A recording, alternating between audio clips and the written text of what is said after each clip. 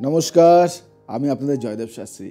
আমাকে অনেকেই বলে, দাদা আমি জ্যোতিষ হতে চাই, আমি একজন অ্যাস্ট্রোলজার হতে চাই, কি করা যায় একটু বলুন। আর আপনি আমার হাত দেখে একটু যদি বলেন, বা আমার যদি রাশি দেখে বলেন, বা যদি আমার যোগ থাকে কি না, যোগ আছে কি না সেটা যদি বলেন, তো আমি আজকে আপনাদের সবার জন্য আমি এমন একটা সূত্র নিয়ে এসেছি, যেটা আপনি বাড়িতে বসে আপনি নিজেই বুঝতে পারবেন যে আপনার রাশিতে জ্যোতিষ হওয়ার যোগ আছে কি না।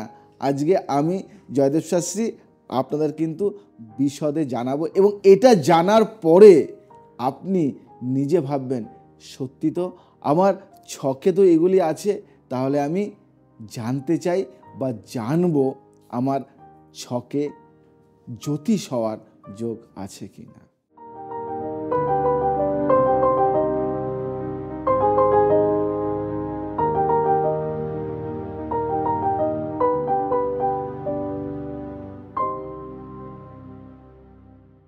আপনার রাশিতে জ্যোতিষ হওয়ার যোগ আছে কি না সবারই প্রশ্ন থাকে, কিন্তু আজকে আমি বলবো দ্বিতীয় বা তৃতীয় বা পঞ্চম বা একাদশ ভাবে বুধ বা শুক্র বা বৃহস্পতি বা কেতু বা পূর্ণ চন্দ্রের অবস্থান বা যোগ দৃষ্টি সম্পর্ক জ্যোতিষ শাস্ত্রে আগ্রহ বা সহায়ক যদি লগ্নপতি তৃতীয় অবস্থান করে, তাহলে কোনো ব্যক্তিকে বিখ্যাত জ্যোতিষ হতে রুখতে পারবে না। সে হবেই, সে বিখ্যাত জ্যোতিষ তাকে হতেই হবে। তো আমরা আলোচনায় যাই একদম বিশদভাবে।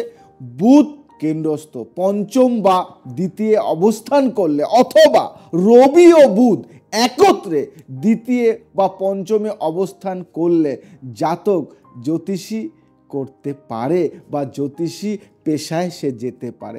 কেতু লগ্ন বা পঞ্চম নামে বা কারকাংশে অবস্থান করলে তা জাতককে গণিত ও জ্যোতিষ শাস্ত্রে পারদর্শী করে। রবি এবং বুধ অথবা বুধ এবং শুক্রের দ্বিতীয় অবস্থান কোনো জাতককে যুক্তিপূর্ণ কথাবার্তা, মিষ্টিভাষী, বাকপটু এবং জ্যোতিষে পারদর্শী করে থাকে। দ্বিতীয় বা তৃতীয় বা পঞ্চম বা একাদশভাবে বুধ বা শুক্র বা বৃহস্পতি বা কেতু বা পূর্ণচন্দ্রের অবস্থান বা যোগ দৃষ্টি সম্পর্ক জ্যোতিষশাস্ত্রে আগ্রহ বাড়িয়ে দেয়। বুধের কন্যা রাশিতে অবস্থান কোনো জাতককে জ্যোতিষশাস্ত্রে আগ্রহী করতে পারে। দশমপতি বুধের রাশিতে অবস্থান করলে জাতক জ্যোতিষী হতে পারে। যদি পঞ্চমপতি দ্বিতীয় শুভ যোগ সৃষ্টি করে অবস্থান, তবে জাতক জ্যোতিষী হবেন এবং তার ভবিষ্যৎবাণী সঠিকভাবে মিলবে।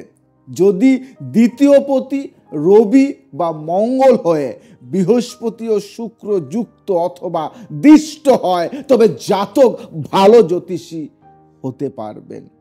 যদি দশমপতি বুধের নবাংশে অবস্থান করে, তবে জাতক জ্যোতিষ কর্মে নিযুক্ত হতে পারে। মিথুন রাশিতে রবির অবস্থান জ্যোতিষশাস্ত্রে আগ্রহকে নির্দেশ করে। আবার সিংহ রাশিতে চন্দ্র বুধ দ্বারা দৃষ্ট হলে জাতক জ্যোতিষী হতে পারবেন।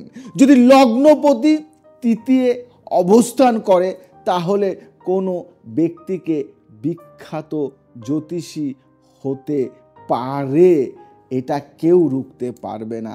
তাহলে আমরা গ্রহের কিছু জিনিসগুলি আমরা জানতে পারলাম, এবং আমার হাত দেখতে পাচ্ছেন, এই হাতের যদি এই ফিঙ্গারটি, ইন্ডিকেট ফিঙ্গারটি যদি একটু উঁচু থাকে সব থেকে, ধরুন এই মিডিল ফিঙ্গারের থেকে জাস্ট একটু নিচে থাকে, তাহলে কিন্তু সেও জ্যোতিষ হতে পারে।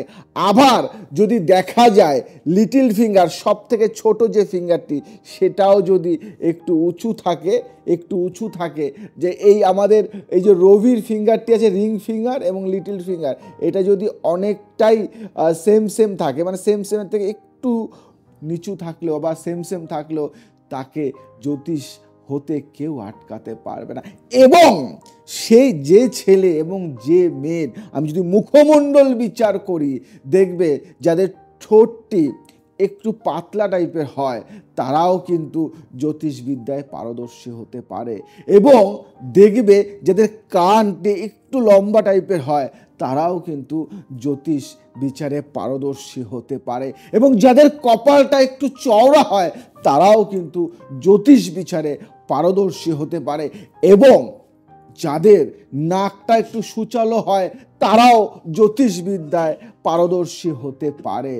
এবং যাদের দেখবে একটা গোপন তথ্য তোমাদেরকে বলবো, দেখবে আমাদের 5 ফিঙ্গার এবং এই ফিঙ্গার সমস্ত কিছু দেখবে একদম টপে, এই আঙুলের টপে দেখবে এরকম রাউন্ড আকৃতির চিহ্ন যদি থাকে, 1 2 3 4 5, 5টা হাতেই, মানে 5টা আঙুলেই যদি একই চিহ্ন থাকে এবং 5 5 10টা আঙুলে যদি সেম চিহ্ন থাকে, তাহলে তার ভবিষ্যৎবাণী ঈশ্বর তুল্য বাণীর সমান হবে। যেটা বলবে সেটা 100% ফলবেই, 100% সঠিক হতে হবে। তাই আমি বলবো, যদি আমার এই তথ্যগুলি তোমার ভালো লেগে থাকে বা তোমাদের ভালো লেগে থাকে, তাহলে কিন্তু তোমাদের ফ্রেন্ড সার্কেলের মধ্যে ছড়িয়ে দাও এবং অনেক অনেক অনেক বন্ধুদের মধ্যে কিন্তু স্প্রেড করে দাও। আর একটি লাইক, আর তোমাদের যদি কিছু জানার থাকে কমেন্ট করে জানাতে পারো এবং সাবস্ক্রাইব করতে ভুলো না। তাহলে কিন্তু আমি নতুন ভিডিও কিন্তু তোমাদের জন্য আমি নিয়ে আসব। আর যারা চাইছো যে না, আমার এগুলি তো আছে, আপনি স্যার যা বললেন বা জয়দেব শাস্ত্রী যা বললো, সব কিছুই তো আমাদের সাথে মিলে যাচ্ছে, তাহলে আমরা জ্যোতিষী শিখতে পারি, তাহলে আর দেরি কেন? আমি আমার নিজের সংস্থা থেকে বা আমার নিজের ইনস্টিটিউট থেকে তোমাদেরকে জ্যোতিষ শেখানো হবে এবং আমি নিজে তোমাদেরকে শেখাবো। এভরি সানডে তোমাদের কিন্তু শেখানো হয়। 10 জন ব্যাচ করে কিন্তু আমি শিখিয়ে থাকি।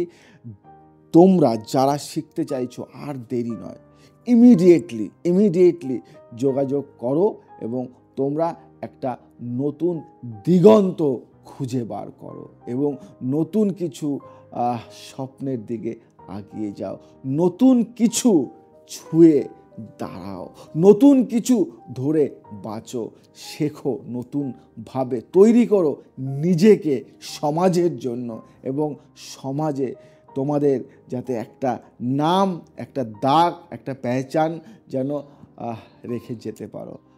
আর দেরি নয়, আজই যোগাযোগ করো এবং অ্যাডমিশনটা নিয়ে নাও। আজ আসি, আবার আসবো নতুন কিছু নিয়ে। জয় শ্রীরাম।